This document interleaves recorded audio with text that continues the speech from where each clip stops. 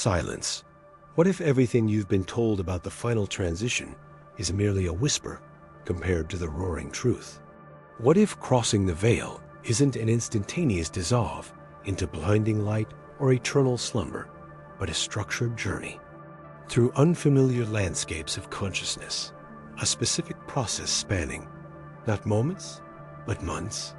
For centuries, the echoes of Sabadoria Ancestral have hinted at deeper realities obscured by time and dogma. Within the hushed chambers of Mysterios Occultos, whispers persist of knowledge deemed too potent, too disruptive for the common mind. Imagine, if you will, a record, not of life, but of what follows. A map detailed with astonishing precision, charting the soul's sojourn in the year immediately after physical death. Such a document sounds like pure fantasy, perhaps a macabre folktale. But what if I told you that such a text exists? What if there was a collection of textos prohibidos, fiercely guarded and deliberately suppressed, that claims to lay bare the intricate, often bewildering experiences of the first 365 days beyond the body? This isn't about abstract theories of heaven or hell. This is claimed to be a pragmatic, almost clinical, description of consciousness navigating a new state of being. It speaks not of judgment in a distant realm, but of intrinsic processes, of energy dynamics and soul mechanics. It describes a period of profound disorientation, a revisiting of unresolved echoes, and ultimately, a moment of critical choice that determines the soul's subsequent trajectory, be it towards ascension, cyclical recycling, or something else. Entirely, something often referred to in esoteric circles as the gray. This isn't just knowledge from morbid curiosity. It is a profound call to engage in alchemy interior now.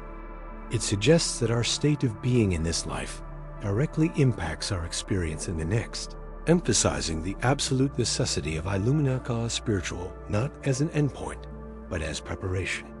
Understanding this forbidden cartography requires attunement to the subtle currents of Energia Cosmica, recognizing our own consciousness as a fractal of this grand, indifferent force. We are about to embark on a deep dive into these forbidden pages to confront the uncomfortable truths they allegedly reveal. This journey requires courage, an open mind, and a willingness to question everything you thought you knew about life, death, and the journey beyond. This is not speculation. This is the unveiling of ancient claims, long hidden, meticulously detailed. If you are ready to lift the veil, to glimpse the uncharted territory that awaits us all, then lean in. This knowledge is transformative, perhaps even unsettling, but it is vital. Like this video, subscribe to the channel, and share it with those who seek genuine truth. Let the exploration begin. Our first step into the abyss of the unknown is often the most chaotic. The initial, shocking disorientation of consciousness stripped bare. Butchering, the abrupt cessation of the familiar. One moment, the anchor of bone and blood, the filters of perception through the 5 gates of the body. The next, a sudden, violent unraveling. The self, stripped raw, hurled into a state the textos prohibidos describe as a tumultuous void. Not empty, but overwhelmingly full of pure, unmediated existence. This is the initial post-mortem disorientation, often the most challenging hurdle, a profound shock to the system of consciousness used to the comfortable limitations of flesh. Imagine your entire reality, the solid ground you stood upon, dissolving into a chaotic storm of pure potential, a maelstrom of Energia Cosmica without the familiar channels and resistors of the physical form.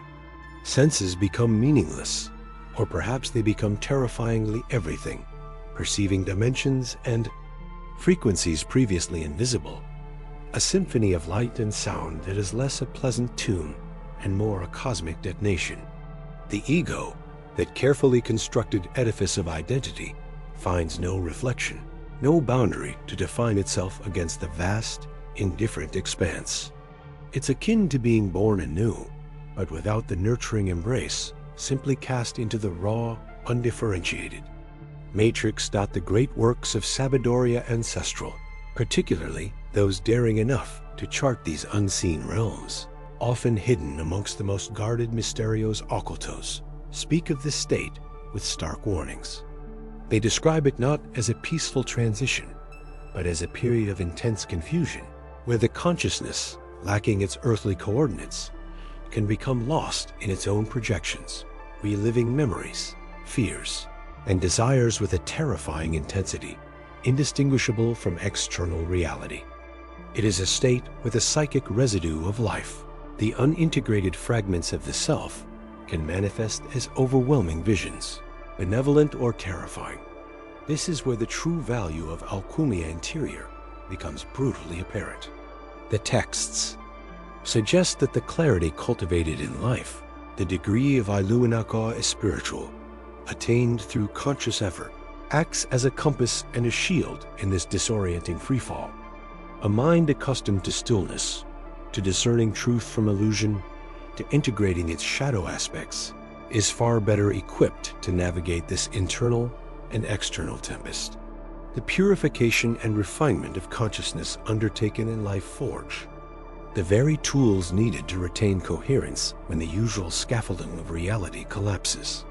Without this preparation, the soul is highly susceptible to being swept away, fragmented, or trapped in loops of its own making. Think of the state of your consciousness now. Is it easily swayed by external stimuli? Does it cling desperately to familiar patterns and identities? If so, the transition described in these forbidden texts suggests a potential nightmare scenario, a loss of self amidst an overwhelming sea of Energia Cosmica, unable to find footing or direction. This isn't merely theoretical. These accounts, spanning disparate cultures and epochs, converge on this initial period of chaotic dissolution. They aren't just describing a place, but a state of being, dictated by the level of awareness and integration, one possessed at the moment of departure. The texts offer not just descriptions, but also potential strategies, mantras, visualizations, principles of detachment, cultivated through Iluminaco Espiritual practiced throughout life. They are presented as life rafts in this cosmic ocean, but they also caution that without sufficient Alchumia Interior, these tools are useless, like handing a complex navigational chart to someone who cannot read. The Misterios Ocultos here are not just about the landscape of the beyond, but about the hidden mechanisms within us that interact with that landscape. What these accounts strongly imply is that the quality of your death experience, specifically this initial phase of disorientation, is a direct consequence of the quality of your life experience. Every act of self-awareness, every moment of facing your inner truth, every step towards genuine Iluminaca Spiritual is not just for improving this life, but for building the very structure of consciousness capable of surviving and navigating the dissolution that follows. It is the ultimate test of Alchumia Interior. But what happens when the chaos begins to subside? If one does manage to maintain a degree of coherence amidst this overwhelming influx of Energia Cosmica, the texts describe the emergence of new landscapes, new encounters, and new choices, equally profound, equally challenging, but distinct from the initial shock. The disorientation, while terrifying, is perhaps just the threshold, a brutal cleansing fire. What emerges from the ashes of the old self, and where does it go next? That depends, they say, on the weight and frequency of the soul... A topic steeped in even deeper Misterios Ocultos, hinted at in passages describing the judgment or the path of forms. The weight and frequency of the soul, a concept steeped in even deeper Misterios Ocultos, hinted at in passages describing the judgment or the path of forms. What are these landscapes that emerge once the initial maelstrom of Energia Cosmica settles, if it settles? The ancient texts, the fragments of Sabiduría Ancestral, whispered across millennia, The textos prohibidos carefully preserved in hidden vaults. They diverge in their symbolism, but converge on a core idea. You step into realms shaped to an astonishing degree by your own internal state, your accumulated being. This is where the concept of memory loops takes on a terrifying new dimension. It's not merely recalling past events. It's reliving them, not as passive memories, but as vivid, potent realities. Imagine, if you can, stepping into a landscape woven entirely from your regrets, your unexpressed words, your unresolved conflicts. The very air you breathe in this post-dissolution state is charged with the emotional residue of your life. The texts speak of encountering judges or assessors, but often, upon closer reading, these figures appear less like external deities and more like manifestations of the individual's own conscience, amplified by the raw, unfiltered energia cosmica of the disembodied state. Or perhaps they are archetypal forces, aspects of the universal consciousness that resonate with and reflect your own deeds and omissions. The judgment is not a trial about you, but a trial by you, or rather, by the unvarnished truth of what you were and what you did. Consider the unresolved argument, the betrayal, the unspoken forgiveness, the missed opportunity for kindness. In life, we bury these things under layers of distraction, rationalization, or simply the passage of time.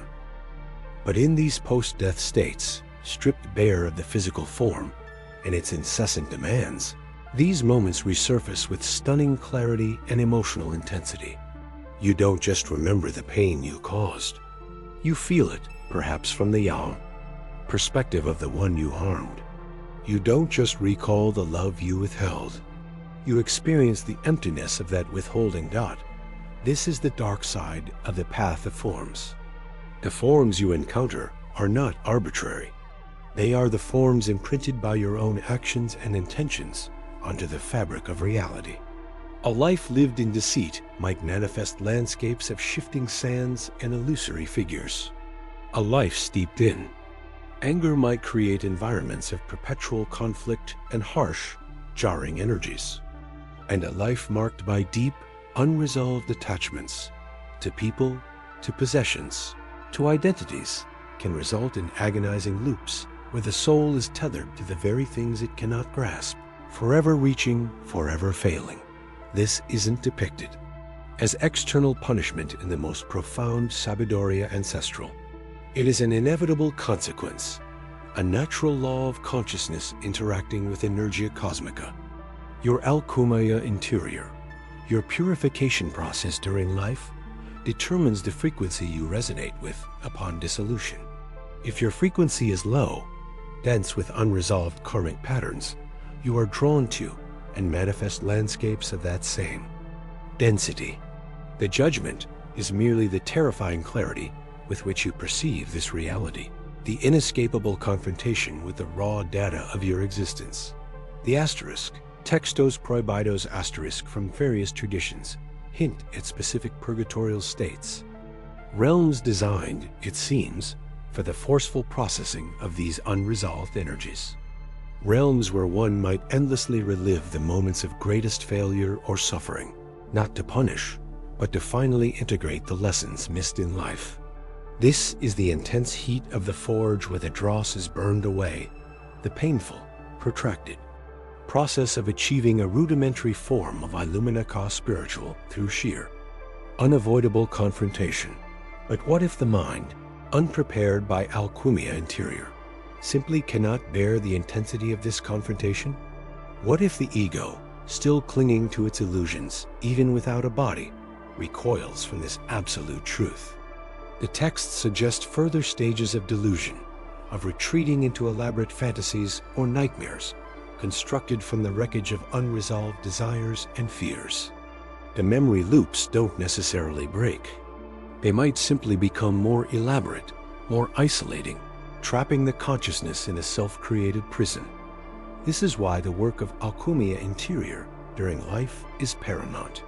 Every conscious act of forgiveness, every effort to understand, and integrate your shadows, every step towards genuine compassion and self-awareness. This is not just improving your waking life. It is the vital preparation for the journey beyond.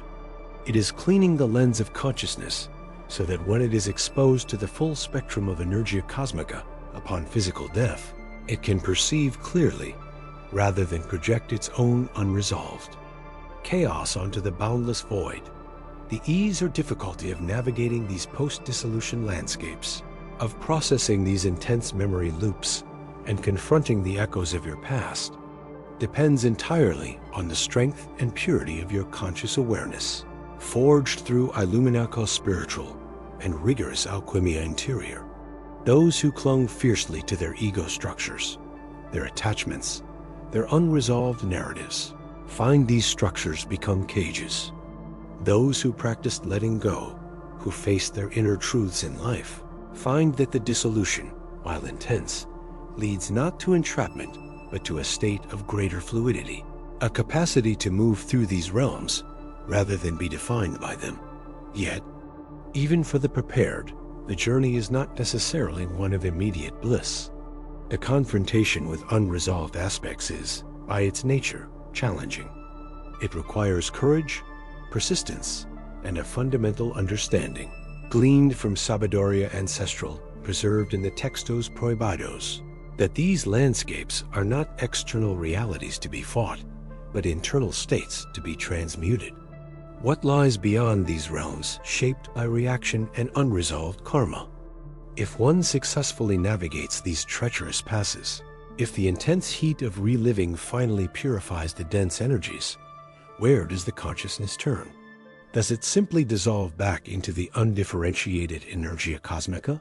Or does it move towards new states of being, new dimensions of existence? And what about the entities said to inhabit these transitional realms? Are they merely projections of the mind, or are they conscious beings encountered on the path? The texts hint at interactions that transcend mere internal projection, interactions steeped in profound mysterios occultos, suggesting that the journey of consciousness after death is not solely a solitary one, but perhaps a passage through a populated, albeit non-physical, reality. The accounts buried deep within those Textos Prohibidos, fragments deciphered from crumbling scrolls and whispered transmissions of Sabedoria Ancestral, speak not just of landscapes formed by inner states, but of presences inhabiting them. Are they truly distinct entities? Or are they, as some later philosophies claimed, merely sophisticated, persistent projections of collective or individual consciousness, given form by the intense, chaotic energies of these transitional planes? Consider the traditional descriptions: guardians, tempters, echoing forms of those who lingered or became trapped, perhaps even consciousnesses from other cycles of existence, traversing their own paths. The mysterios occultos here lie in discerning what is mirror and what is other. Are you wrestling with a manifestation of your own greed, given terrifying form? Or are you engaging with a distinct entity that feeds on such energies? The distinction, in the heat of that moment, dissolves. What matters is the interaction. These interactions are the crucibles. They test the very fabric of your being, demanding not just recognition, but transmutation. This is where the concept of asterisk alchemia, interior asterisk, finds its ultimate, perhaps most terrifying, application beyond the physical form. It is the process of confronting these intense energies, whether projected or external, and refusing to be consumed or defined by them. It is turning the lead of fear, desire, and regret into the gold of pure, unconditioned awareness. Without this inner alchemy, these realms become mazes of illusion and conflict.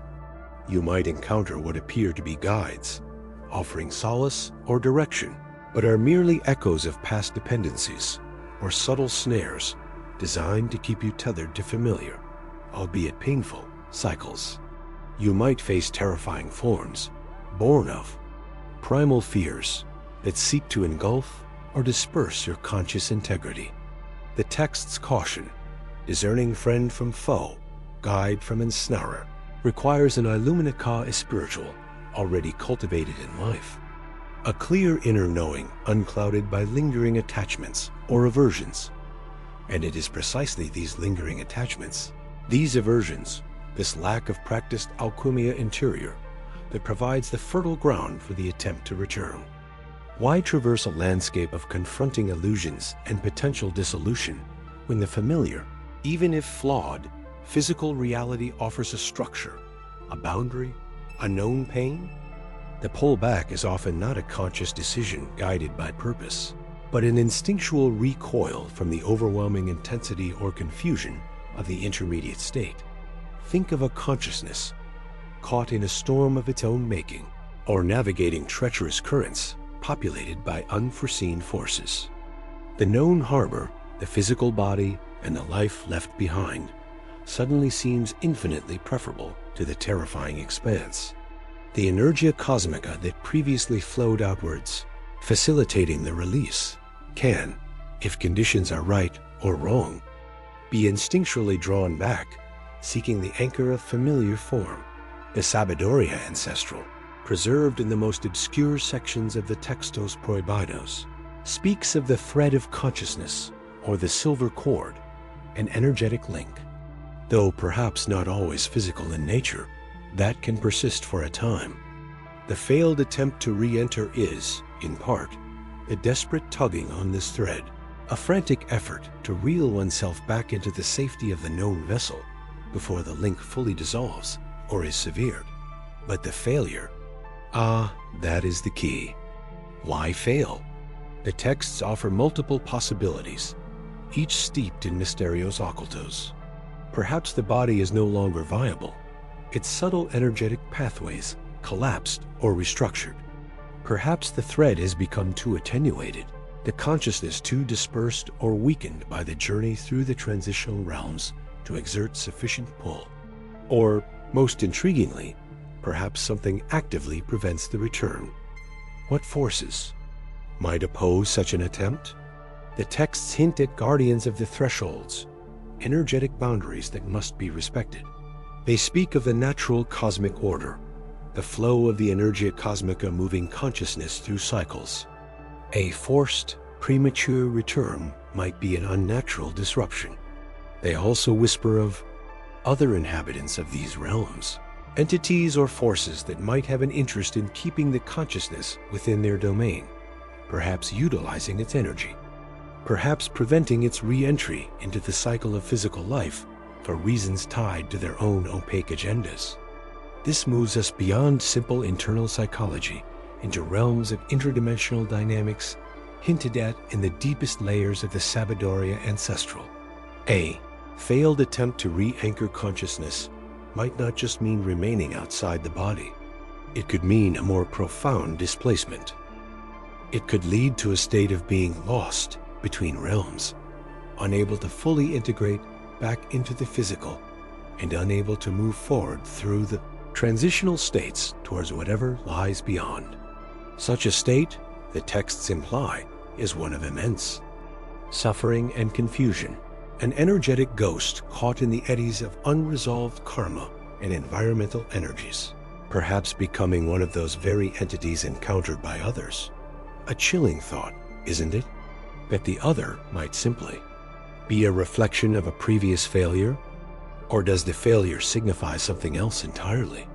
Does it mean the consciousness was meant to proceed, and the attempt to return was a deviation from its destined path?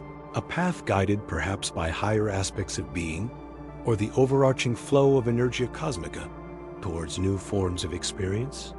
Could the failure be a form of cosmic correction, gently but firmly nudging the consciousness towards its necessary evolution?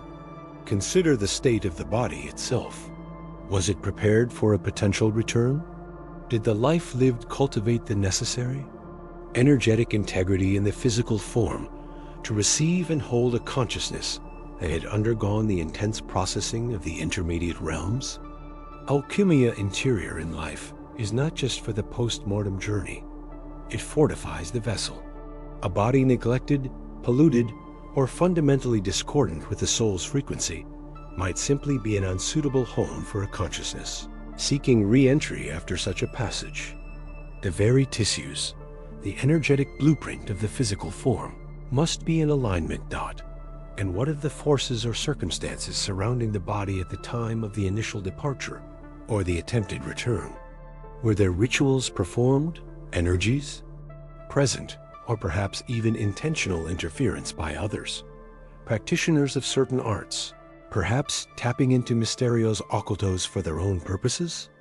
The Textos Prohibidos do not shy away from discussing external manipulations of these delicate transitional states, suggesting that the journey is not always a purely internal or cosmic process, but can be influenced by conscious or unconscious actions in the physical or subtle realms. The environment, both physical and energetic, plays a role in whether the thread holds, whether the anchor can be dropped, or if it slips permanently, leaving the consciousness adrift. Adrift. In what exactly?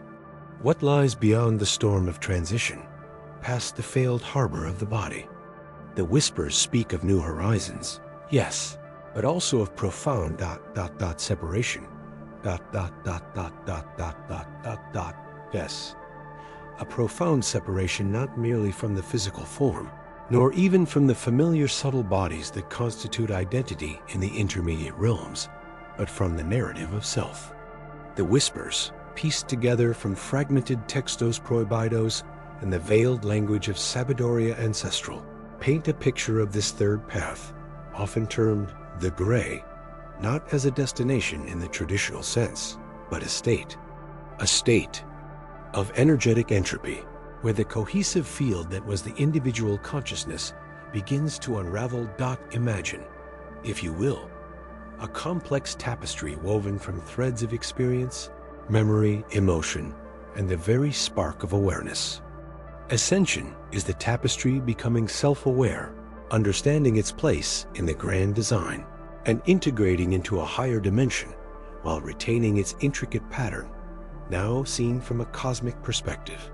Recycling is the tapestry being restitched, perhaps with new threads, into a new form within the same dimensional plane, retaining the core weave but manifesting differently. The Gray, however, is the fraying. The threads loosen, the pattern blurs, and the individual strands begin to separate, mingling indistinctly with the ambient energia cosmica from which they were temporarily drawn, but without the binding principle that maintained the form. This is where the failure of the anchors becomes most starkly evident. If the thread to the physical realm breaks decisively, if the energetic blueprint of the body cannot serve as a potential future harbor, and if the consciousness, perhaps weakened by lack of alchumia interior during life, or battered by the transitions, lacks the internal coherence to maintain its integrity independently, it drifts, adrift in the vastness, vulnerable to dissolution. The separation is from the self's own boundaries. The edges soften, the colors bleed, the intricate pattern begins to disintegrate back into the source material. The asterisk Mysterios Occultos asterisk hint at why this path is so rarely discussed openly, often relegated to hushed warnings or symbolic depictions of formless void. Firstly, it represents a state profoundly alien to our anchored, differentiated perception. How can we describe a state of being where being as a singular, distinct entity ceases? Secondly, it is a state that offers no direct return, no ghost to interact with, no past life to recall, no ascended master to petition. The energy is reabsorbed, yes, but the specific configuration that was you or me dissolves. The accumulated wisdom, the unique perspective, the lessons learned through countless cycles of alchemia interior, are they utterly lost? Or do they become a faint, anonymous tint within the vast ocean of cosmic energy, contributing to the whole, but no longer retaining their individual signature? This is one of the most sobering questions posed by the Textos Prohibidos that touch upon this subject. Some ancient accounts, often veiled in allegory, describe this state as a return to the primordial dust the unformed potential, or being. Swallowed by the Great Mother without distinction, it's not depicted as suffering, not like the torments some traditions describe for lower realms, but rather an absence of conscious experience as we understand it, a cessation of I am, as a separate utterance within the cosmic symphony, replaced by a silent merging with the universal hum. It's the energetic equivalent of forgetting you ever existed, because the you that existed has ceased to maintain its structural integrity. Could external factors play a role here too? The Textos Prohibidos mention rites intended not to bind a spirit, but explicitly to scatter its essence, to prevent it from reforming or ascending. These are dark arts, tapping into Mysterios Occultos for purposes of control, vengeance, or preventing the accumulation of power by others across lifetimes. Such manipulations could, theoretically, accelerate or force the dissolution process. In a consciousness already vulnerable, imagine specific energetic frequencies, ritualistic disruptions of the subtle bodies, designed to break the energetic bonds that hold the individual field together.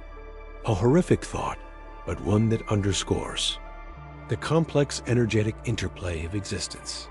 The path of the gray serves as a stark counterpoint to Illuminica spiritual. While both involve a form of return to the source, ascension is a conscious, directed integration, carrying the fullness of one's alchemical transformation and unique perspective into a higher state of being, enriching the cosmic tapestry with its distinct, now luminous pattern. The gray is an unraveling, a dissolution back into the raw material, losing the pattern entirely. It is the ultimate failure of the conscious journey, not in a moral sense, but in an energetic one, the failure to maintain the coherence necessary to persist as a distinct wave within the cosmic ocean. It begs the question, what then is the true value of the individual journey? If the gray is a possibility, does it mean that consciousness can simply cease its differentiated existence? What implications does this hold for our understanding of soul, spirit, and the grand evolutionary arc described in various forms of Sabiduria ancestral?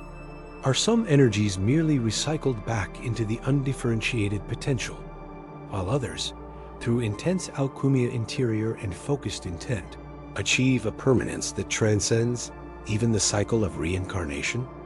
And if so, what qualities, what specific frequencies generated by the alchemical process of life are the key to maintaining that integrity, to ensuring the pattern holds, whether for recycling or for the final luminous ascent? This difference, this crucial energetic distinction between dissolution and integration, holds the key to unlocking further Mysterios Occultos ...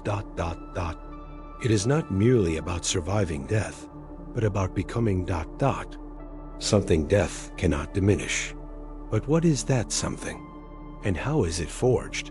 Ah, yes, the quality, the frequency, the coherence, the very essence that defies the entropic pull of the gray. What is it? How is it cultivated? This, my friend, is precisely the core enigma that the Textos Prohibidos sought to address. They weren't merely dusty tomes of forgotten lore or mystical incantations, though they contained elements of both. Their true danger, the reason they were hunted, suppressed, and labeled forbiddance, lay in their audacious claim to provide a roadmap, a practical guide for forging this indestructible pattern, for refining the self through intense alchemia interior to such a degree that dissolution becomes not only improbable, but impossible. Consider the source, or rather, the sources, plural. For the book, as it is whispered, is not a single volume penned by one hand in one era. It is a confluence, a synthesis drawn from streams of Sabiduria ancestral that predate recorded history. Imagine fragments, salvaged from civilizations that understood the flow of Energia Cosmica, not as abstract concept, but as palpable reality. Echoes from lineages of mystics and alchemists who experimented relentlessly with the fundamental constituents of consciousness and matter. Some say the earliest core wasn't written at all, but a mnemonic architecture, a sequence of symbols and resonant sounds passed down through an unbroken chain of initiates, a living text imprinted upon the very energy field of those who carried it. Others hint at a more startling origin, a direct transmission, perhaps during a time of great cosmic alignment, from intelligences not bound by our linear perception of time and space, beings who have witnessed the dance of consciousness across eons and understand the mechanics of permanence beyond our current comprehension. They saw, it is said, the encroaching threat of the gray, not just for individuals, but potentially for entire energetic configurations, and sought to seed the knowledge necessary for resilience, for ascent. Why suppress such knowledge? Why declare these textos prohibidos?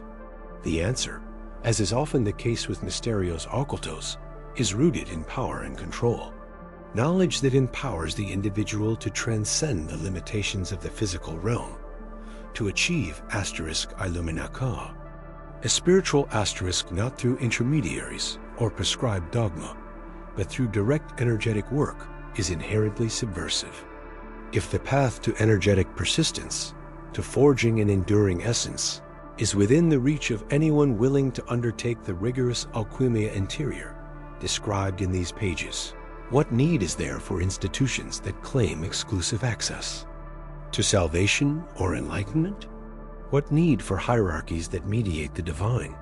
The Forbidden Book bypasses the priest, the king, the guru, the gatekeeper. It speaks directly to the core energy of the seeker, offering tools, principles, and warnings about the process of refinement. Imagine the upheaval if humanity universally understood that their energetic state, their frequency, determined their ultimate fate, not merely abstract belief or adherence to external rules. Imagine if they possessed the knowledge to consciously alter that state, to perform the alchemia interior required to transmute leaden anxieties and base instincts into the gold of conscious coherence and vibrant energia cosmica. This knowledge shifts the locus of power inward, making the individual a sovereign entity responsible for their own energetic destiny. This was, and remains, anathema to those who benefit from collective dependence and ignorance.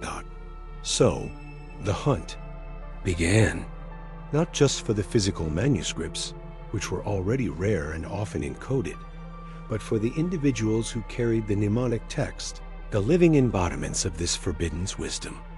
Libraries were burned, lineages scattered, knowledge twisted or deliberately obscured. The suppression was multi-layered: physical destruction of the texts, persecution of their custodians, and perhaps most effectively, the systematic discrediting of the very idea that consciousness is something to be forged. That reality is malleable through focused energia cosmica and alchemia interior. The concept of individual energetic sovereignty became a mysterio occulto, pushed to the fringes, labeled as heresy or madness.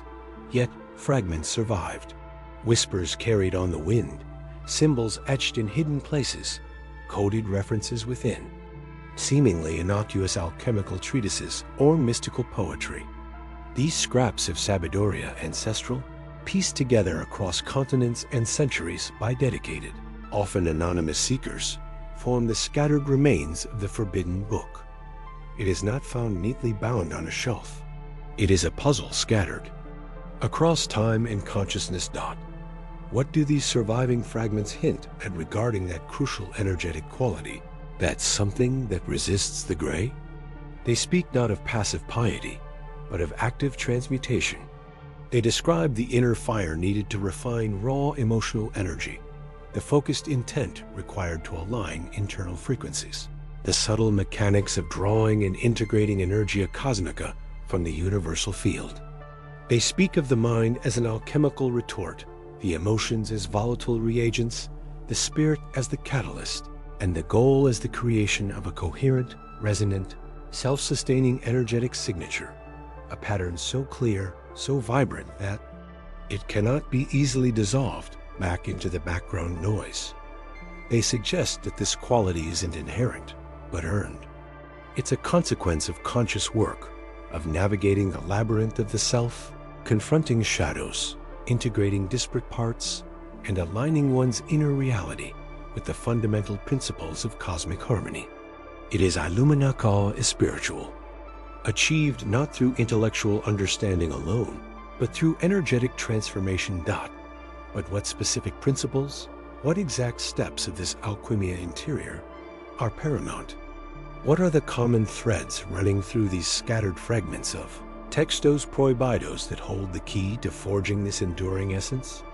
And how did the suppressors manage to so thoroughly bury this knowledge, twisting the narrative of existence itself? The deeper we delve into the fragments, the more profound the Mysterios Occultos become, and the more urgent the need to understand how this forgotten wisdom might still guide us away from the encroaching gray. But guide us where? And how do we even begin to reassemble such a shattered mirror of ancient truth? We stand before a fractured reflection of ancient truth. Perhaps the question is not merely how to reassemble the mirror, but what quality within us allows the shards to gleam once more. The true alchemia interior may be forging the inner light capable of revealing the path itself. As the gray deepens, what forgotten spark within you yearns to be rekindled? Ponder this. Share your own whispers of insight below. Subscribe to continue this unveiling journey with me, and join me in the next echo, where we begin to decipher the first principle whispered in the Textos Prohibidos.